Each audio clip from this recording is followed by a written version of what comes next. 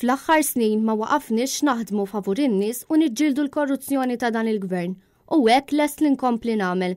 Dikjerazzjoni ċara mill-Kap tal-Partit Nazzjonalista Adrian Delia meta l-Ħamis kien intervistat fuq Net Television b'xandira li twasslet ukoll fuq il-paġna ta' Facebook ta' Times of Malta. Adrian Delia qal li dak li kien wieħed 3 snin ilu meta kien elett Kap tal-Partit Nazzjonalista fil-parti l-kbira tiegħu wettqu. Iżda hu għadu f'nofs triq ta' din il-ħidma tant importanti għal ġid tal-pajjiż.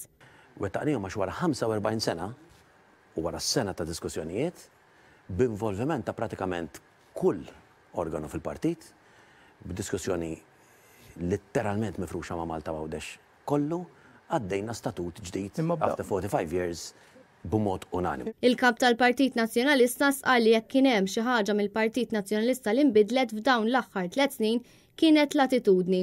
Il-partit ra kif għandu jinbidel u jippreżenta uċuħ ġodda. U wasqal li trid isir aktar tiġdid fil-Partit Nazzjonalista. Adrian Delia semma wkoll il-kawża tal-Vitals li hija wkoll ġlieda kontra l-korruzzjoni.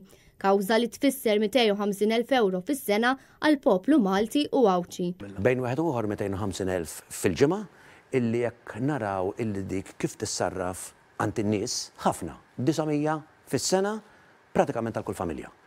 Dak huwa l-prezz tal-korruzzjoni. Matul din l-intervista Adrian Delia qal li kulħadd għandu spazju fil-Partit Nazzjonalista u kulħadd għandu l-post fejn jagħti l-opinjoni tiegħu. Adrian Delia insista li l-bib tiegħu huwa miftuħ għal kulħadd. U għatem l-intervista billi fakkar kif fl-aħħar snin bħala partit ma waqafx jaħdem favur in-nies u jiġġielet il-korruzzjoni tal-gvern ta' Abela.